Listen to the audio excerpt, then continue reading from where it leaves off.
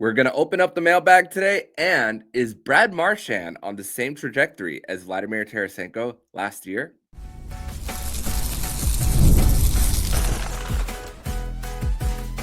You're Locked On Panthers, your daily podcast on the Florida Panthers. Part of the Locked On Podcast Network, your team every day. And welcome into this Friday, April 4th edition of the Locked On Florida Panthers podcast, part of the Locked On Podcast Network, where it is your team every day. Thank you for making the Locked On Florida Panthers podcast your first listen of the day. I'm Armando Velez from the Hockey News. You can follow me on X and Blue Sky at BonoMan12. Follow the show account on X and Instagram at LO_FLA Panthers and on Blue Sky at LO_FLA Panthers. You can follow the podcast anywhere you listen to podcasts and on YouTube. Subscribe. If you're on the YouTube channel, make sure to press that like button. And shout out to the everydayers who come back here and get your daily Florida Panthers fix. Today's episode is brought to you by FanDuel. Right now, new customers can get $200 in bonus bets if your first $5 bet wins. You can do that all on FanDuel. Well, Panther fans, grateful to be back here once again on the show to discuss everything in the world of the Florida Panthers. Today, we are going to open up the mailbag, discuss Brad Marchand's trajectory. Is it similar to Vladimir Tarasenko? And we're going to preview this weekend's back-to-back, as it's the second to last back-to-back for the Florida Panthers right before the end of the regular season. 7 games left. And here to do it all with me on today's edition of the show, it is Friday, which means it's Fairbanks Friday here. Nich Fairbanks is back here. And Nich, welcome back to the show, my friend. Appreciate you having me back. And I don't know how excited I am. Am I excited that I feel like I'm in Mr. Rogers' neighborhood where the mailman shows up and gives them a piece of mail? Or, for maybe our little bit younger millennials, am I in Blue's Clues and it's mail time, when they get all excited and everything? I relate more to the latter one, by the way, when it comes to that. Mr. Rogers, I have a very very little memory of that one, but yeah, I definitely Steve over Joe. That at 100%. least that's my opinion. 100%. Hey, thankfully, a few years ago, Steve came out and had that video just saying, "You guys are doing well, great to see that he has succeeded in his music career as a former musician myself." Let's get right to the hockey talk here on the show. So one thing that has been very interesting for this part of the season is the fact that the Florida Panthers are still trying to manage things through injuries. They're more banged up than they were last year. I remember Carter Verhaeghe didn't play until game 82. Aaron Ekblad came back for game 1 of the playoffs. I remember we were asking, should the Panthers preserve Carter Verhaeghe until game 1? And hey, it worked out in their favor as they won the division. But one of the conversation points that I wanted to discuss here today was what Paul Maurice said on Brad Marchand when it came to how he's fitting in with the Panthers and where he's at. One point as far as the assists to Sam Bennett on the game winner, and then he's played 3 games since. That line hasn't necessarily been the most buzzing since, but it takes a little bit of time. And let's play this clip on what Paul Maurice said post game in Toronto about Brad Marchand's fit with the Panthers. Brad Marchand getting to the point where he's not thinking so much and he's just kind of getting used to it. I mean, I feel exactly about where he's at is where Vladimir Tarasenko was last year, kind of when he came in those 6 weeks. I played him with everybody. We've got some moving parts here right now with players out of our lineup, so I think that continues until we get to hopefully get to the playoffs, and then we just make a decision and go. Well, I'm going to try to play with as many people as I can. I was going to say, is that a luxury so that when you do get to the playoffs, you can just... Well, he can play both sides and up and down. So he can kill penalties as well as he can help you on the power play. I'd be really excited about a unit potentially with him and Sam Bennett, maybe Carter on a unit together. Like there's some things that we're just not going to get to try until everybody comes back, if everybody comes back. So yeah, so it's funny because just like Brad Marchand in game number 1 getting that assist, like I mentioned earlier, Vladimir Tarasenko had a 3-point game in his very first game with the Panthers against the Calgary Flames. And unfortunately, that was the same game where there was that collision with Aaron Ekblad in the neutral zone, right when one was going to the bench. but situationally and versatility wise, and although Brad Marchand has less of a leeway before the playoffs because of the amount of time that he's missed, I do really like the fact that what Paul Maurice said about the fact that he could play shorthanded, he could play more up in the lineup, and obviously, Brad Marchand is for him, he's less of that one dimensional player. Although we did see Vladimir Tarasenko did hone in on his defensive game throughout the playoffs and really bought into the system. I really do think that it's going to be a lot faster for Brad Marchand to truly fit. I know that they haven't necessarily been sticking out in the last few games, and the fact that there's still no Matthew Tkachuk, you're still trying to fit everything in with Mackie Samoskevich, even giving him time with the Barkov line. I think this is a really good experiment, time to really experiment where with Brad Marchand, just even getting a shift or two on the Barkov line, especially because they went especially in the Montreal game where you have two guys go down, Barkov for a little bit and then Nico Sturm really early on in Montreal. Yeah, and I think Bill Zito has constructed this team that has a bunch of players that can play up and down the lineup in almost any position. You look at Evan Rodriguez that can do the same. I mean, he's played mostly on the fourth line lately, and now with the injuries that have piled up, he's moved back to center and moved up to the third line.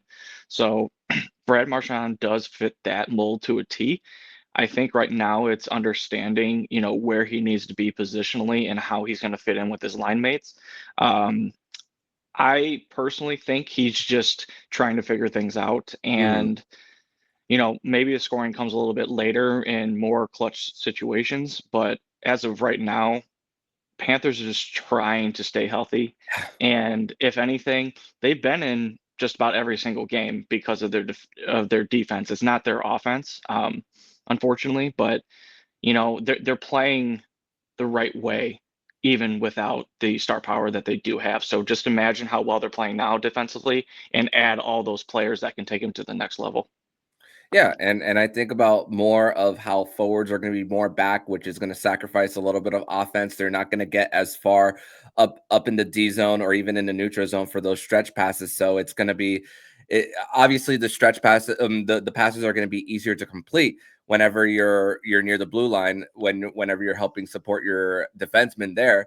But you're not gonna. It's going to be easier for the opposition to close their gaps as well when there's a whole bunch of separation. They have time and also for the opponents to get their line changes on. So that's another thing when it comes to the fact that the Panthers are not getting those high quality chances off of breakaways as well. So that's another thing that comes into consideration when you think about the sacrifice of that and just trying to protect your goaltenders a little bit more here. I mean, it's been a little up and down. For the Panthers here. And I mean, yeah, Evan Rodriguez playing third line center right now, which if Evan Rodriguez is your third line, fourth line winger in a playoff situation with everybody back, I mean, there's no guarantees like Paul Maurice said at the end of that clip. I mean, you when it comes to a coin flip, you like the Panthers' chances more to get that goal in a late game situation. And once again, they're getting close. And once again, since March 11th, 2.90 goals against. I feel like that once again, it's a sweet spot for the Cats. Yeah, and to kind of go back on Marchand just a little bit because he's the main point. Imagine being on a team for as long as he was, and he goes to management saying, "Hey, listen, I'm going to try and meet you guys in the middle on a contract extension," and they basically just say, "No, we're not moving."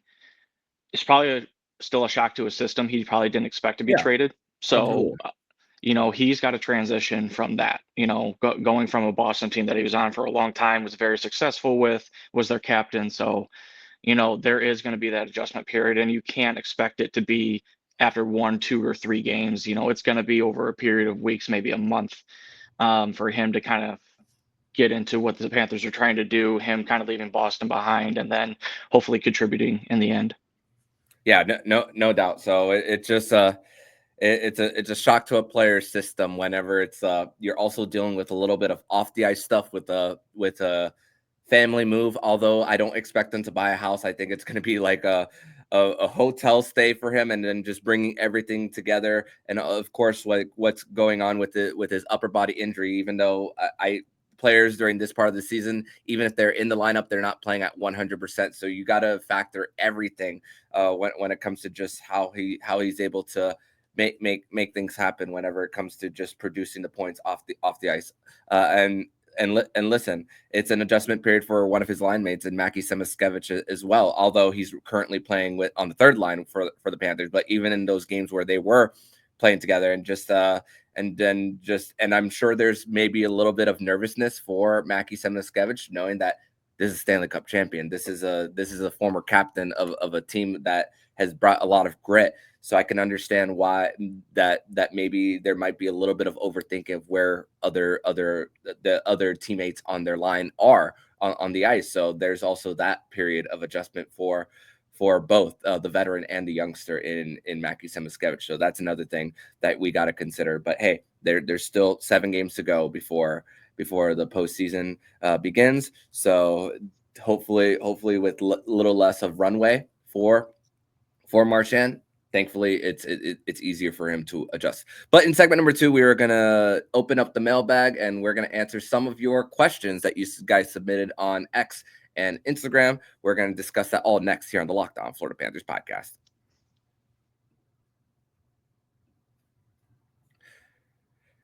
Today's episode is brought to you by 5 Hour Energy. And daylight savings snuck up on us again. And if you're feeling that lost hour of sleep, 5 Hour Energy has your back. The extra sunshine means more time for fun, but sometimes a little boost to power through. Whether you're staying up late watching the NCAA tournament, squeezing in around the golf, or just trying to keep up with your busy day, 5 Hour Energy gives you that quick, refreshing pick-me-up whenever you need it. And I've been staying up late watching all the tournament action, and 5 Hour Energy helps keep me up the next day. With longer days, I love getting outside for a hike or a run, and Tropical Burst is my go-to for a quick boost. Whether I'm at a game or traveling, 5 Hour Energy is an easy to grab and keeps me feeling refreshed. Head to 5hourenergy.com to find over 15 flavors to choose from, including watermelon, blue raspberry, and peach mango. You can even build your own 12-pack or 24-pack delivered right to your door. Need one now? Grab a 5 Hour Energy at your local grocery or convenience store. They're everywhere. Stock up today and stay energized.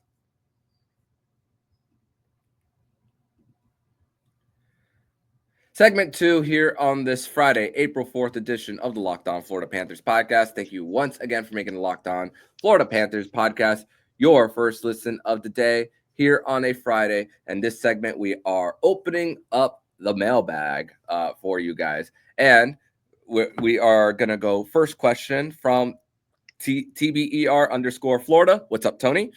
He has a question saying, you think Pomo has these guys on chill mode till the playoffs? I'm trying to figure out what chill mode means here. I mean, if I had to maybe think about what he means by that, I'm thinking more of coasting through. I do think the fact that they're playing well defensively does not tell me that the team is in chill mode. I do think that it's just one of those situations where it's more frustrating. So the Panthers are probably gripping their sticks a little bit more tighter when it comes to their chances on the offensive end of the ice. So I don't think that the Panthers are necessarily in chill mode for this stretch of time. What do you think? I don't think so either, but I mean, if you look at last season's record after the trade deadline and how it is now, it's almost identical. They were still trying to figure out pieces with Tarasenko and everything, but we're dealing with injuries that we didn't deal with last year. So I think right now they're just trying to figure out where the pieces are going to go and what's going to work, but they don't want to sacrifice defense for that. So, Maurice, I do believe, has them playing more of their defensive structure, making sure that doesn't get out of place. But, if you notice on their dump and chases, they're not winning a lot of those right now because they're more reserved. Exactly. So I do think, while I don't say chill mode, I do think that he's trying to stay to a specific structure and making sure that, they don't lose that. And hopefully everybody stays healthy. Although, it didn't happen for Mr. Barkov against Montreal. Yeah, and Pierre LeBrun did say on Insider Trading that Alexander Barkov is doubtful for the back-to-back, and also the way that Paul Maurice just said, "Oh, he'll play when he's healthy," and there's no direct guarantee. It's like, "Oh, he didn't say, oh, we'll see if he's in the lineup on Saturday." Okay, and the fact that there's an important game on Tuesday night against Toronto, that I would believe that he would save it for the very important game, 4-point swing game on Tuesday for them. Next question from Instagram is from Ethan E. Rivero. You think the Panthers still have a chance of winning the Stanley Cup this year? And it's crazy because the Panthers could go all the way or they could be a first round exit. That's the thing for them. And that's the tough thing about the Atlantic side of the conference. I still believe that's the toughest part of the bracket. I do believe either of the top three teams could make it as far as the Eastern Conference final, and maybe even the Stanley Cup final for all three, based on how well they play systemically. There's still questions on Toronto's goaltending, but the fact is Sergei Bobrovsky's playing at a great level right now. The penalty kill, outside of 2 games where they gave up 2 power play goals, that it's been for the Panthers just once again honing in on that part. And I didn't mention that part of the penalty kill in the first segment. So that's the thing. Outside of just 2 games, I think it's been quite okay.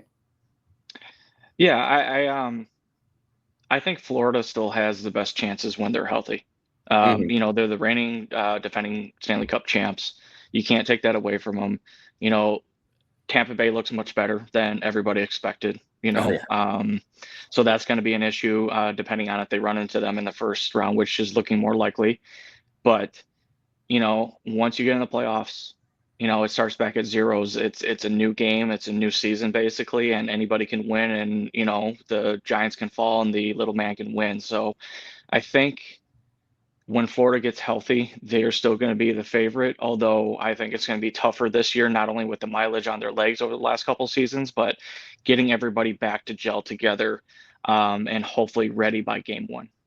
Yeah, and Jacob mentioned this in the Wednesday show that we did. Is remember in 2021, the Panthers gave the Bolts the best challenge of the postseason, and what happened in that same season? The LTIR for Kucherov, Steven Stamkos, they found a way to get those reinforcements while they were finding other ways to fit. And let's not forget, Tampa Bay lost those last 2 games on the road in South Florida right before their playoff matchup. So crazy. And look what happened afterwards. Yeah, and it's funny because going back to that was 8 straight games that they saw each other, and they were getting tired of each other before they were even facing off in a playoff series. So just thinking, I can't even imagine heading to the ice, and it's just not something different. And here's the thing I want to compare it to where the Panthers are injury-wise. It reminds me of that episode of SpongeBob where SpongeBob and Patrick were trying to tell Squidward that sea bears are real, and that Squidward didn't believe him, and that they were trying to tell them everything to do to prevent a sea bear from coming. And Squidward didn't listen, and then he got attacked and was just limping through. So it feels like that's where the Panthers are at right now when it comes to that. It's a circle. That was an oval. It has to be a circle. So as far as the quote from that show, that episode. But number 3 question. Do you think Carter Verhaeghe is playing bad or just getting unlucky? So here's a few stats that I wanted to pull up from him. We spoke about shooting percentage, but I didn't necessarily give a number the last go round. So minus 5.9% on the dip in shooting percentage for him. And he's on pace to play every single game this year. So he hasn't missed time. That's the most frustrating part about this. But it's look at shots on goal per game. 3.23 to now 3.01 this year. And then shot attempts, 6.57 last year to 6.07 this year. So half a shot less this year. But it's also the thing is the fact that he's turning over the puck a lot. It's not just the lack of offensive production. It's the fact that when he's on the ice, it's harder for him to get the breakouts out of the D zone, and also how he's supporting his other teammates. And you're thinking that he's on a line with Alexander Barkov for a good amount of time. Most of that minus has come when he's playing with Sam Bennett, which I hope that we are with hopefully what we see of a rat line. We could see Carter Verhaeghe really flourish on a top line with Alexander Barkov, like we've seen so many times before. So I like to think that it's more puck luck when it comes to him versus playing on that Bennett line. And we see continuously how much of a flaw it is when he's not the play driver of his line. So I just think whenever the playoffs start, I hope that it's remaining on that Barkov line, because that's when he's best. So I think it's a little bit of both to answer the question. One, I think he is a little bit unlucky. I mean, he's had some chances this year that just they're not finding the back of the net, unfortunately. And you know what? That happens to goal scorers all the time. So, Yeah. I mean, I wouldn't feel too bad about it. And, you know, he'll start eventually getting goals to figure out. But one thing that is within his control is his defense and his turnovers. Yeah, he may be forced to make a play, but he can also make the decision not to make the play. I think he's kind of reverted to what I was talking about with Mackie Samoskevich earlier this year, where he's getting bumped off the puck a little bit too easily, and he's losing those board battles really easily. So if he were to protect the puck a little bit more and keep possession, I think his game would flow a little bit better. But at the same time, I don't think he's really been in it's hard to say this. I don't know if he's really been in the best position outside of playing with Barkov to be the best offensively. You know, I don't think he's been open as often. He was on the power play for a little bit. Now he's been removed from power play 1. And it's just, I think he's adjusting to new playing time and playing with new players as well. So maybe he's gripping his stick a little bit more because now he signed that extension.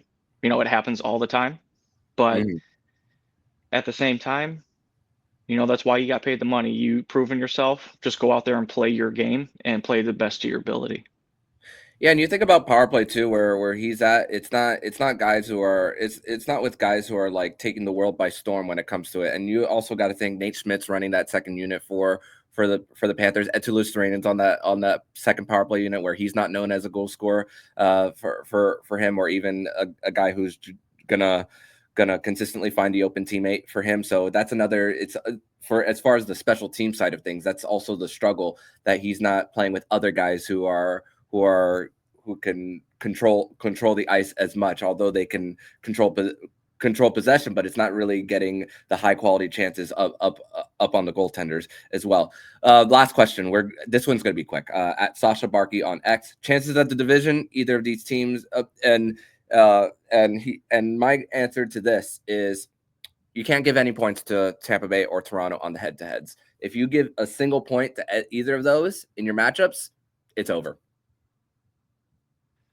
So I think the question was, do they still have a chance at the division? Listen, like that's not over until, you know, there's a specific letter next to Toronto or Tampa Bay's name. So you got to play the games to win. So Florida still has a chance, you know, but I think the last game against Toronto basically almost sealed the fate of not winning the division, and you're going to be playing Tampa. But guess what?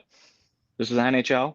Toronto could lose the next 2 or 3 games in a row, and Florida might find a way to win the next 2 or 3, and then you're right back in the conversation. So who knows? I still think they have a chance. Who knows? And it starts with a big back-to-back on the weekend right before they do face on Tuesday night, which will be a nationally televised game on ESPN from Amerant Bank Arena. And we're going to preview the back-to-back between the Florida Panthers and the Ottawa Senators and the Detroit Red Wings next here on the Locked On Florida Panthers podcast.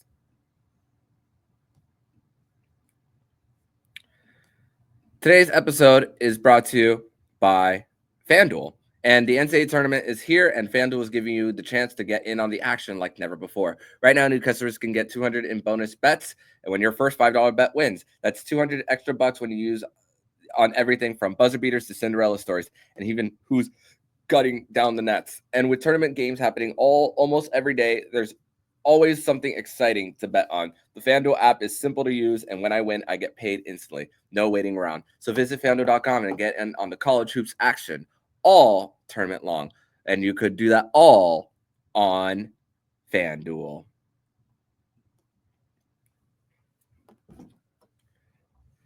Segment number 3 here on this Friday, April 4th edition of the Locked On Florida Panthers podcast. Thank you once again for making the Locked On Florida Panthers podcast your first listen of the day here on a Friday, a Fairbanks Friday edition of the show. The Panthers did make a signing yesterday, and they signed Swedish forward winger Anton Lundmark to a 1-year entry-level deal yesterday. And Puck Empire also provided the story about his unique career, playing in the 4th or 5th division in Swedish hockey, and then working his way up to the 3rd division. Now he's played his last season in the SHL. 5 goals, 9 points through 49 games. Is described by elite prospects as a two-way forward, right-handed shot for him. So, hey, these are one of the other these are what you need to try to nail with the fact of long-term contracts, high cap hits, and hey, you got to take a flyer on someone for that. And now it's the 4th Anton in the Panthers organization, Nick. Yeah. Anton Stroman, Anton Lundell, Anton Levchi, and now Anton Lundmark, except this one is from Sweden, not Finland, for him. So hey, and also there's the top 10. There's a prospect in the draft this year who's projected to go into the top 10, Anton Frundell. So the names are very similar here. So hey, what if Bill Zito surprises us and trades up for that kid? So I doubt it, but we'll see. But Panthers Senators Saturday afternoon from the Canadian Tire Center on the front end of a back-to-back. The Sens will also be on the front end of a back-to-back. The second end of their back-to-back will actually be start of a home-and-home against Columbus. So 2 wild card teams trying to get some positioning, with Columbus being a few points back. Montreal is surging, but wow. Panthers did get a little bit of help from Ottawa yesterday, with Linus Ullmark getting 31 saves. It'll be a battle of the Tkachuk-less brothers, as Brady Tkachuk has missed the last 2 games. And here's the thing. Panthers have had problems with the Habs. The Senators have had the problems with the Sabres? ? Yes, that is true. They've had, so it's crazy how different matchups, how it favors one team. But I think that this is once again a great opportunity, and the hype of this game isn't as high as it would have been based on the 2 Tkachuk brothers not playing. But man, defensively, Ottawa has been just so much better this season, and hey, it's resulting in when they made that trade. Which once again, I do think that the Senators, when you think of the centers 1 through 3, man, that can. Although the chances of them facing the Panthers are very low now, that's a challenge that I would look forward to if these 2 end up facing off against each other. Definitely. And guess who else has trouble with the Ottawa Senators? The Toronto Maple Leafs.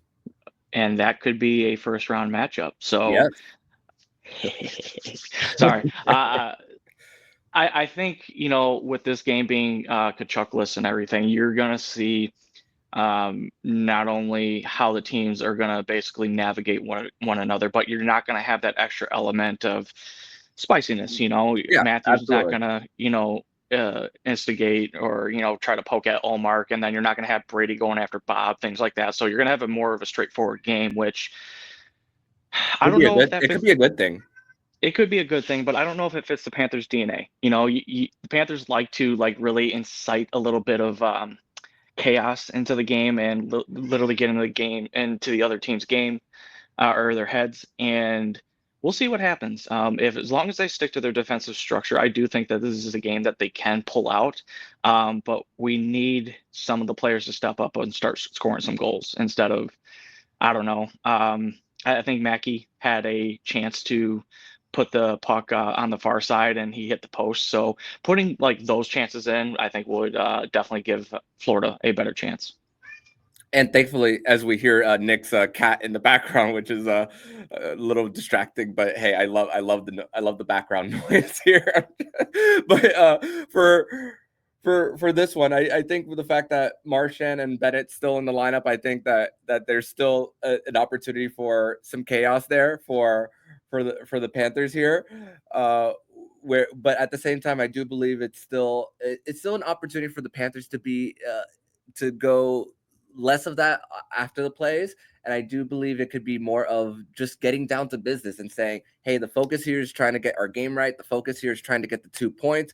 So I think that could also work in the Panthers' favor of just not even though the Panthers thrive on chaos when it comes to just how they manage things and just get in the opponent's head. So I do maybe the going business here for the Panthers could work out in their favor. And then second end of a back-to-back against Detroit, which will be part of an NHL on TNT triple header.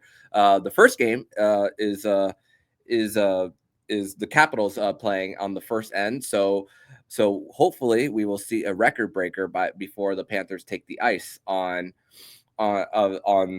Sunday afternoon. So the crew of Kenny Albert, Eddie Olachuk, and Brian Boucher will be there. The announcers for the Panthers here for this triple header: Alex Foss, Jennifer Botterill, and Jackie Redmond for this game on TNT. And the last matchup between the Panthers and the Red Wings, when they hired Todd McClellan, I had to look up the range of where their power play was because I remember it was hot. It was 51% going into that matchup, and the Red Wings ended up scoring 3 power play goals in that one. It's regressed, but they're still in the top 10 since January 16th. 26.5, 7th in the league. So still, the Panthers have been great at keeping the games 5-on-5 for the most part. So I do think, and when it comes to injuries for Detroit, it's not their top guys who are out of the lineup. They still have a good amount of their players in the lineup, but you keep this game at 5-on-5, you're giving yourself a chance to win. But man, that power play is still quite dangerous. Sorry, I had to take myself off of mute because this one wants to have his say on the show. But I think when it comes to Detroit, I mean, they've had Florida's number this year. Yeah. I don't know if it's because that Detroit has had enough of losing to Florida over the last like 4 or 5 years. But when they made the coaching change, I think it was long overdue. Todd McClellan came in and started really establishing a code of accountability, calling players out in public, which was not being done. And they went on 2 separate 7-game heaters, which was getting them back in the playoff picture. But you can't sustain that. You have to play more of I guess you have to play more of a level-headed game. I mean, if you're winning games just because of the power play, you're probably not going to win a lot of games down the stretch, and you're probably not going to win games that actually matter because teams are going to tighten up defensively and they're not going to take penalties because that'll kill you.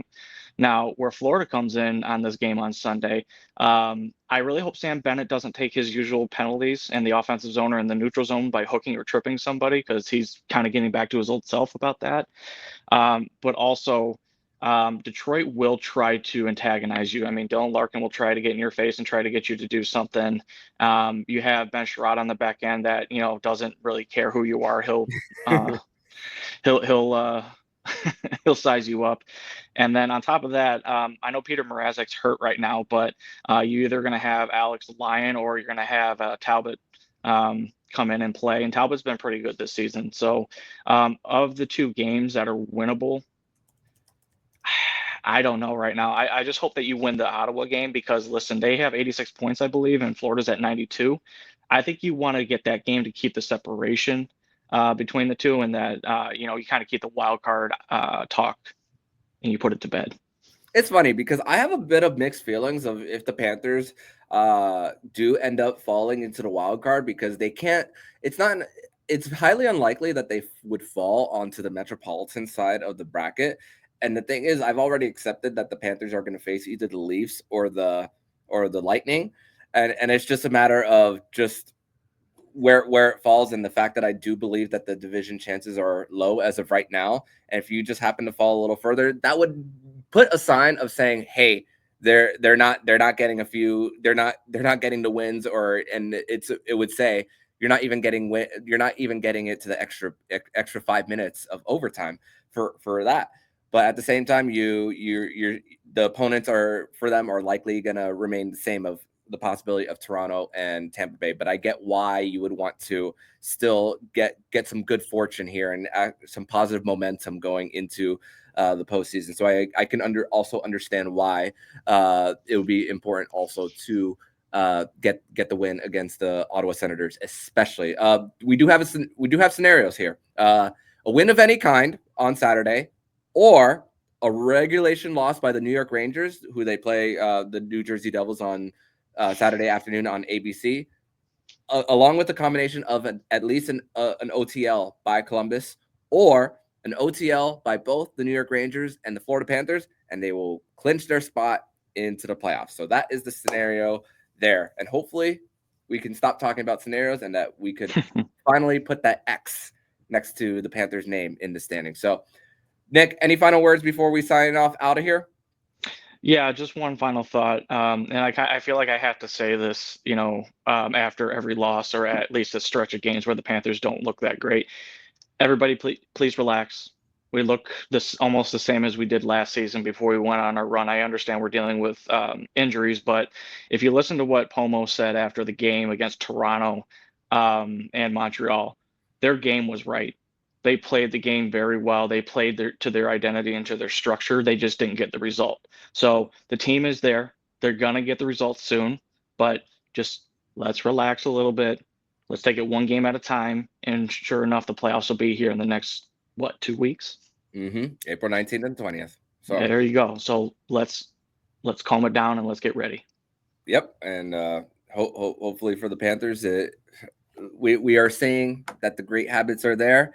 And I can understand that not getting the points can be frustrating, but we can't live and die off of every single game as if it's life or death. We have to see the big picture here. But Nick, I want to thank you so much for joining me. You guys can follow him at Prudential0 on X and on Instagram at Bury1096 there if you want to follow him there. So Nick, thank you so much for joining me, and I will see you next week. I'll see you next week, sir.